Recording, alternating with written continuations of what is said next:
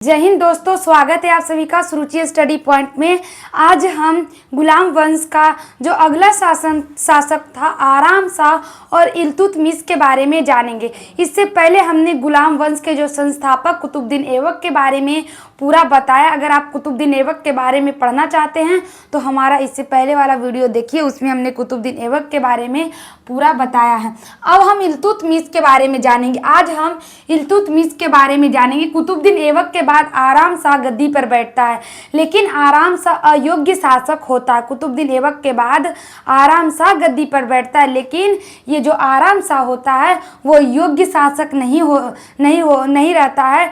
इसको कौन, तो ये इल्तुतमिश इसको मार देता है। देखिए, जब ये योग्य नहीं था तबे नहीं इल्तुतमिश इसको क्या करता, हरा कर इसको पराजित कर इस कौन, तो इल्तुतमिश गद्दी पर बैठता। अब की गई ये इल्तुतमिश कौन था, तो ये इल्तुतमिश कुतुबुद्दीन ऐबक का दामाद था। इल्तुतमिश कौन था, कुतुबुद्दीन ऐबक का दामाद। इल्तुतमिश बहुत तेज था। आज हम उसी के बारे में पढ़ने जा रहे हैं। इल्तुतमिश के बारे में ही आज हम पढ़ेंगे।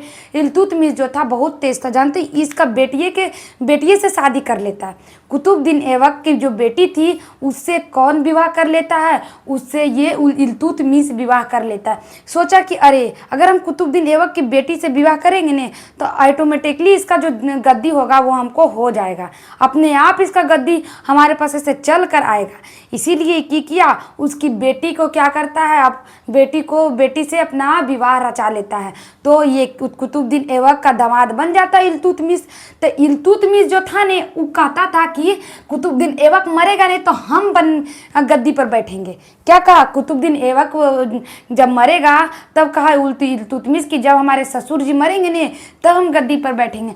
लेकिन जो आराम शाह जो था वो गद्दी पर बैठता है, क्योंकि जो मोहम्मद गौरी के जो 3 गुलाम थे, यालदोज और कुवैत, ऐसे यालदोज और कुवैत करके 2 और गुलाम थे। तो वो दोनों ने कहा कि अरे देखो तो कुतुबुद्दीन ऐबक कितना तेज है, हम दोनों सीनियर थे, हम दोनों को नहीं बैठने दिया, और अब ये कुतुबुद्दीन ऐबक मरा, अब ऐबक के बाद की इसका दामाद के हम नहीं बैठने देंगे। राजगद्दी पे आराम शाह को बैठाया जाए। किसको बैठाया जाए, आराम शाह को बैठाया जाए। लेकिन आप किसी को बैठा तो सकते हैं, लेकिन उसमें उतना सामर्थ्य और योग्यता तो नहीं दे सकते हैं। कहा गया कि आप किसी को गद्दी पर बैठा सकते हैं, लेकिन बैठाना काम आपका, लेकिन उस गद्दी पर कितना दिन उसको विराजमान रहना और अपनी सूझबूझ से उस गद्दी पे विराजमान रहते हुए लोगों का भलाई करना, वो एक सफल राजा और सफल शासक में ही होता है। जैसे कि हमारा भारत देश लोकतांत्रिक देश है। आप कोई भी गद्दी पर बैठ सकता है, कोई भी भारत का प्रधानमंत्री बन सकता है, लेकिन भारत का सिर्फ प्रधानमंत्री बनना काफ़ी नहीं होता है। उसके लिए उसके पास अच्छी योग्यता होनी चाहिए, नहीं तो क्या होगा, जनता उसको क्या करेगा, हटाने की क्षमता रखता है। जैसे कि आपने देखा अभी प्रोटेस्ट हो रहा था जिसमें क्या हुआ, आपका ये जनता ने, क्योंकि हमारा देश में क्या डेमोक्रेसी है, हम जितने भी जनता के लोग से जो भी छात्र थे उनको शिक्षा मंत्री पसंद नहीं आए, उन शिक्षा मंत्री का उनका कार्य उनको नहीं भाया, तो वो क्या किए, उनको हटाकर एक नए शिक्षा मंत्री को बैठाएं। धर्मेंद्र प्रधान को हटाकर नए शिक्षा मंत्री को क्या किया गया, बैठाया गया। तो हमारा क्या है, लोकतंत्र है। लोकतंत्र में जो जनता है वो अपने मन से कोई भी किसी को भी बैठा सकता है, और जिसको बैठाया है उसमें ये क्वालिटी होना चाहिए कि वो कितना दिन तक टिक सकता है।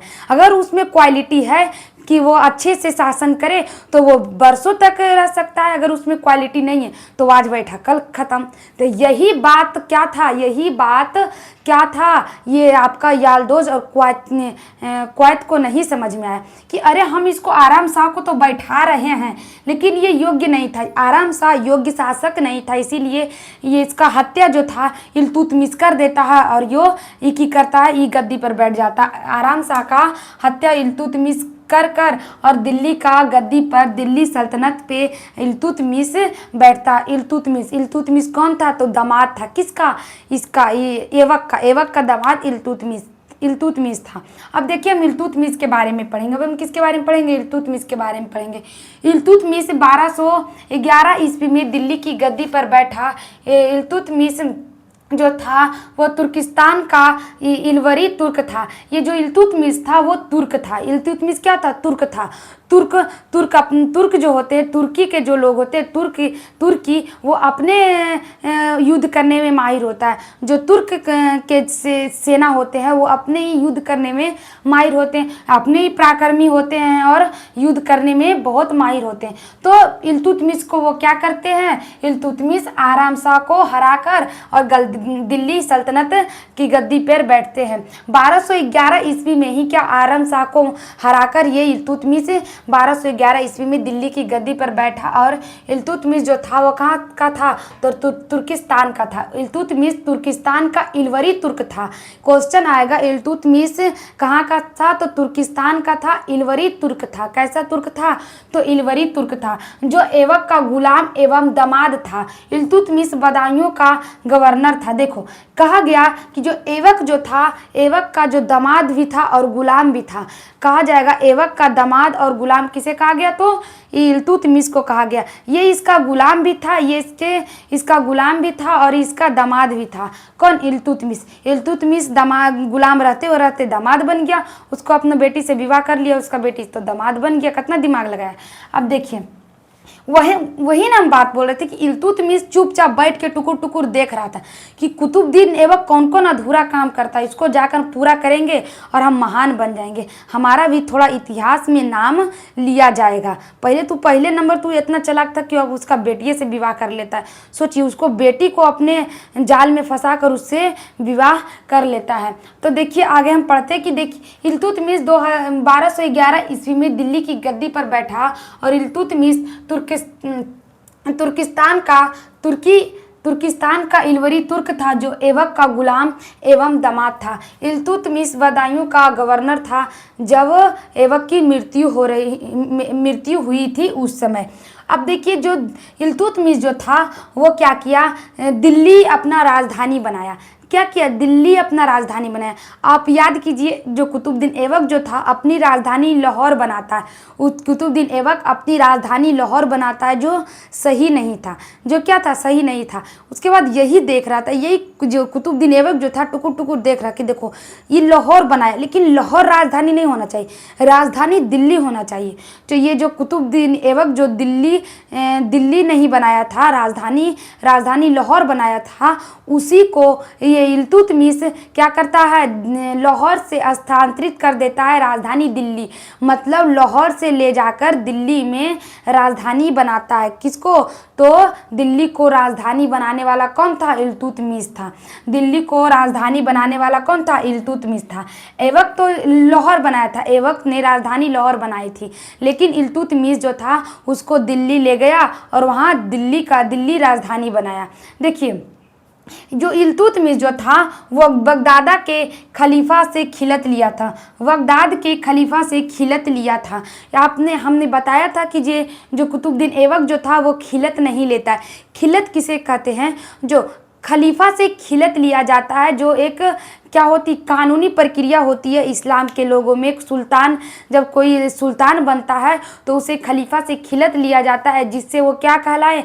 सुल्तान कहलाए। तो ये जो होते हैं आपका कुतुबुद्दीन ऐबक, वो खिलत नहीं लेते हैं, लेकिन ये इल्तुतमिश जो है वो क्या लेता है? खिलत लेता है, जाकर खलीफा से खिलत लेता है और क्या बनता है? तब सुल्तान बनता है।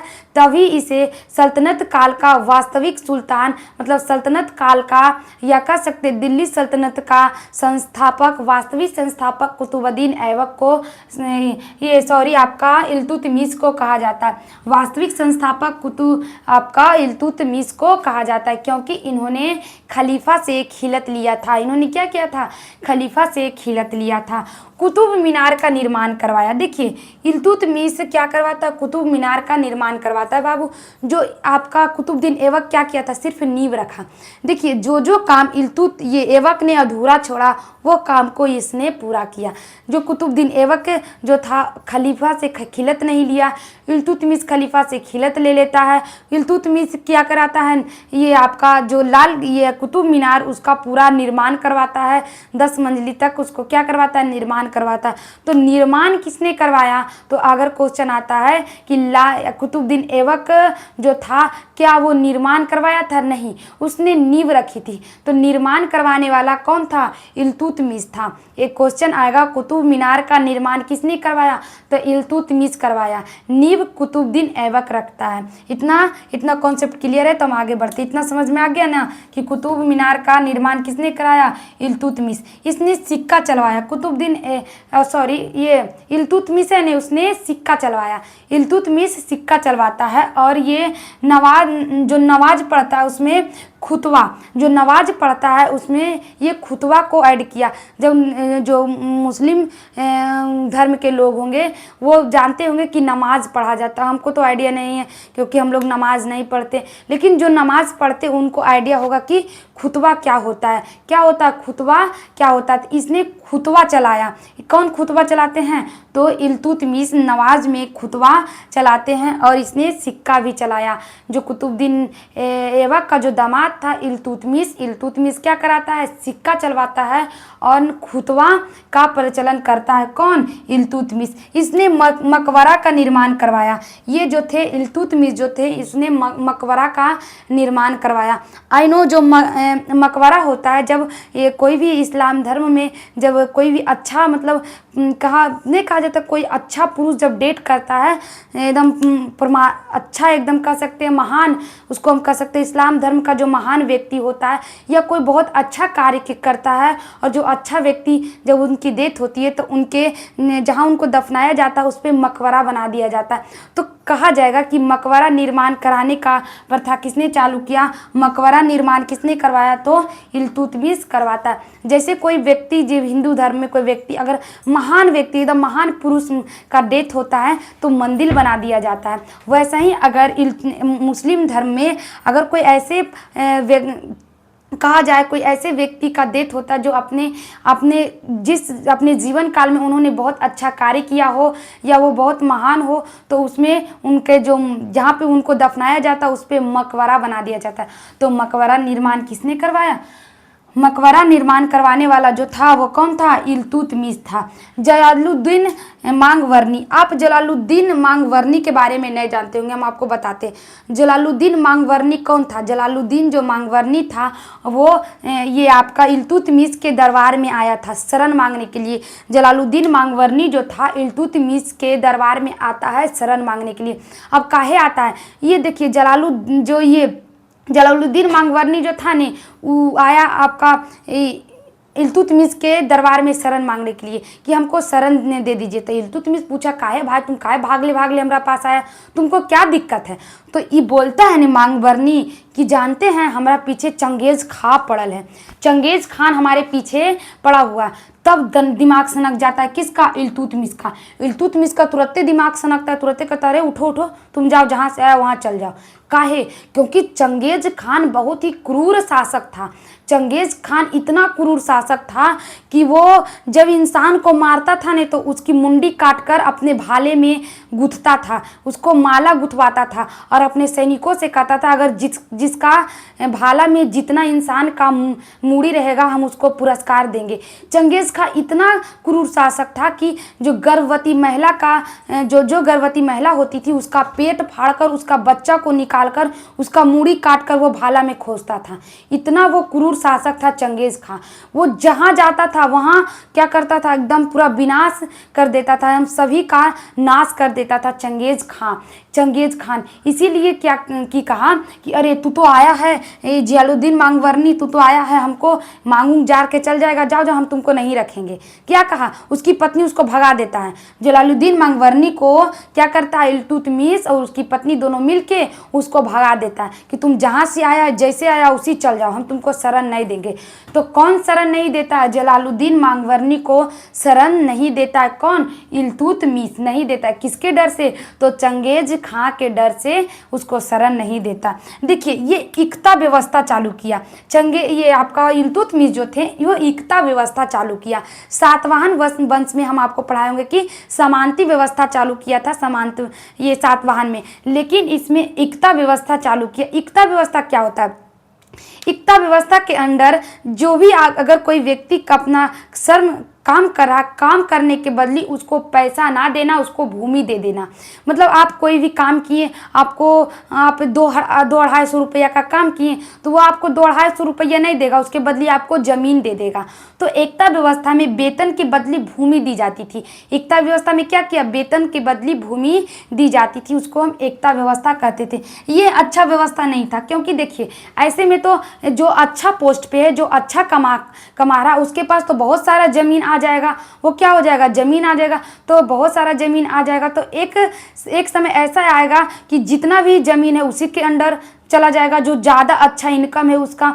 तब फिर सरकार क्या करेगी, फिर वहाँ का जो राजा क्या करेगा। तो एकता व्यवस्था कुछ अच्छा व्यवस्था नहीं था। एकता व्यवस्था जो था, जिसमें वेतन के बदले भूमि दी जाती है, वो हर एक शासनकाल में आप पढ़िएगा, लेकिन हर एक शासनकाल में उसका नाम अलग अलग आपको देखने को मिलेगा। तो एकता व्यवस्था चालू करने वाला कौन था, तो इल्तुतमिश था। इल्तुतमिश एकता व्यवस्था चालू करता है। इसने 40 गो तुर्क मिलाकर 40 दल बनाया था। 40 गो तुर्क मिलाकर क्या किया था, 40 दल बनाया था। जो वो तुर्क, जितना भी तुर्क सरदार था, 40 तुर्क सरदार वो राजा को सलाह मशवरा देने का काम करता है। जैसे प्रधानमंत्री होते हैं ने, और राष्ट्रपति होता है, और जितना भी मंत्रिमंडल होता है, या हम कह सकते प्रधानमंत्री होते हैं, जितने भी उनके मंत्री होते हैं, सचिव होते हैं, वो उनको क्या देते हैं, सलाह देते हैं, परामर्श देते हैं। तो वही काम कर रहा था कौन, ये आपका 40 दल। तो 40 दल का निर्माण कौन करते, इल्तुतमिश 40 सरदारों को मिलाकर एक 40 दल बनाते हैं, जिसका काम क्या था, जिसका काम था राजा को सलाह मशवरा देना। ये 40 दल बहुत ही मजबूत हो जाता है। 40 दल बहुत ही मजबूत हो जाता है। 40 को मिलकर सरदार क्या बनाया, 40 दल कौन बनवाता, इल्तुतमिश। इल्तुतमिश के द्वारा 40 सरदार को मिलाकर, 40 तुर्क सरदार को मिलाकर 40 दल बनाया जाता है। यहाँ तक कोई दिक्कत, अगर आपको यहाँ तक किसी भी प्रकार का दिक्कत, डाउट, कन्फ्यूज़न अगर हो तो प्लीज़ कमेंट करके बताइएगा। मैं ज़रूर बताऊँगी कि ये इसने किया है। उसके बाद देखिए, इल्तुतमिश के बाद आता है रुकनुद्दीन फिरोज। इल्तुतमिश के बाद कौन आता है, रुकनुद्दीन फिरोज आता है। कौन आता है बाबू, इल्तुतमिश के बाद ये रुकनुद्दीन फिरोज। देखिए गद्दी पर बैठा, लेकिन वह अयोग्य शासन था। देखिए हम बताते हैं, हम हमेशा बोलते हैं कि हिस्ट्री में आप पढ़िएगा नहीं तो एक योग्य है तो दूसरा अयोग्य रहेगा, एक अयोग्य है दूसरा योग्य नहीं रहेगा। यही हिस्ट्री का खूबी है। देखिए इसका जो बाप था कितना योग्य था, इल्तुतमिश कितना अच्छा काम किया, कितना अच्छा काम किया, लेकिन बेटा जो क्या था, बेटा क्या था, रुकनुद्दीन फिरोज जो था वो अयोग्य था। तो ये जान लिया था वो, ये अपने शासन काल में, ये जब शासन चला रहा था तभी इसको ये आइडिया लग गया था कि जो हमारा बेटा है ना वो निकम्मा, इससे कुछ होने वाला नहीं है, इससे शासन नहीं चलेगा। ये किसको आइडिया लग गया था, तो इल्तुतमिश को आइडिया लग गया था। वो तभी अपने जीताजी, मतलब कह सकते हैं उनकी, वो अपने शासनकाल में ही बोल दिया था कि मेरे मरने के बाद हमारी गद्दी पर हमारा बेटा नहीं बैठेगा, हमारी बेटी बैठेगी, रजिया। कौन बैठेगी, रजिया। उनकी एक बेटी थी रजिया, वो बैठेगी। कब, जब मेरी डेथ हो जाएगी तब हमारा उत्तराधिकारी कौन रहेगा, तो रजिया रहेगी। लेकिन ये जो 40 गो तुर्क सरदार था ने, जिसको ये गठन किया था, 40 गो तुर्क सरदार को जिसने इल्तुतमिश ने गठन किया था, वो कहता अरे हाँ ये वो लड़की शासन करेगी। इसको एकदम खटक जाता है, इसको लग जाता है, एकदम लहर जाता है कि अरे वो लड़की शासन करेगी, नहीं ऐसा नहीं होगा, नहीं हम इसको शासन करने देंगे, रजिया को हम शासन करने नहीं देंगे। ये जो 40 तुर्क सरदार मिलकर की करता है, रजिया को सुल्तान बनने नहीं देता है। रजिया को क्या करने नहीं देता है, सुल्तान बनने नहीं देता है। सोचता अरे ये तो मेरा इमेज गिर जाएगा। लड़का लोग सोचता है नहीं, अरे लड़की को हम कमाने देंगे तो हमारा इमेज गिर जाएगा, क्या हो जाएगा, इमेज गिर जाएगा। लेकिन ये नहीं पता था कि जब तुम योग्य नहीं है, जब वो अगला शासक योग्य नहीं है, तो किसी को तो शासन संभालने के लिए आगे बढ़ना ही पड़ेगा।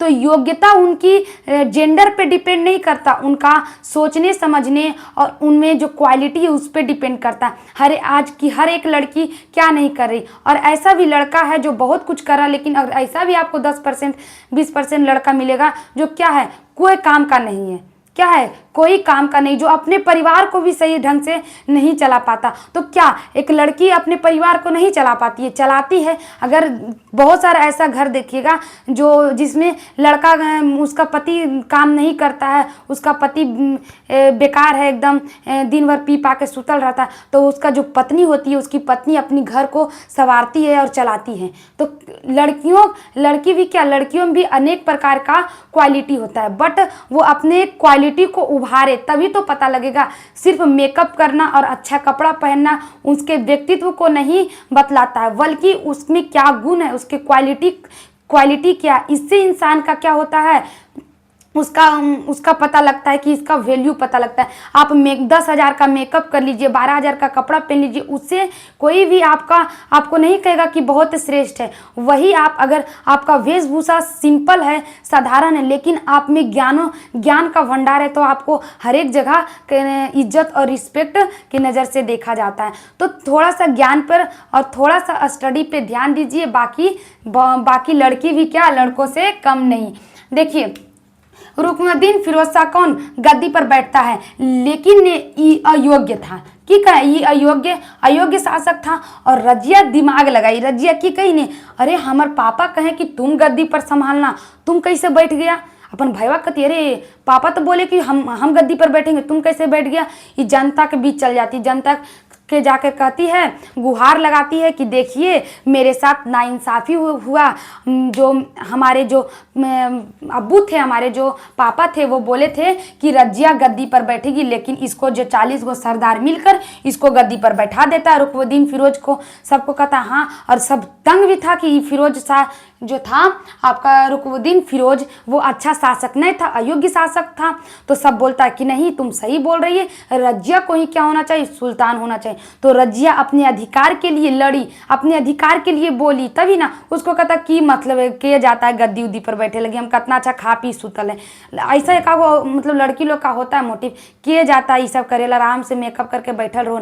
लेकिन नहीं, वो अपने अधिकार को देखी समझी और अपने अधिकार के लिए लड़ी। क्या की, अधिकार के लिए लड़ी। और आज देखिए वो क्या हुई, भारत की प्रथम लड़की शासिका, मतलब भारत की प्रथम महिला शासिका रजिया सुल्तान को हम मानते हैं, और रजिया सुल्तान के बारे में हम पढ़ते हैं। तो अगर आप रजिया सुल्तान के बारे में पढ़ना चाहते हैं तो प्लीज़ हमारे वीडियो को लाइक कर ले, आप सब्सक्राइब कर ले, और वीडियो में कमेंट बॉक्स में कहिएगा कि हाँ हम रजिया सुल्तान के बारे में पढ़ना चाहते हैं, तो हम रजिया सुल्तान के बारे में आप लोगों को बताएंगे। आज के लिए इतना ही। जय हिंद, मिलेंगे नेक्स्ट वीडियो में।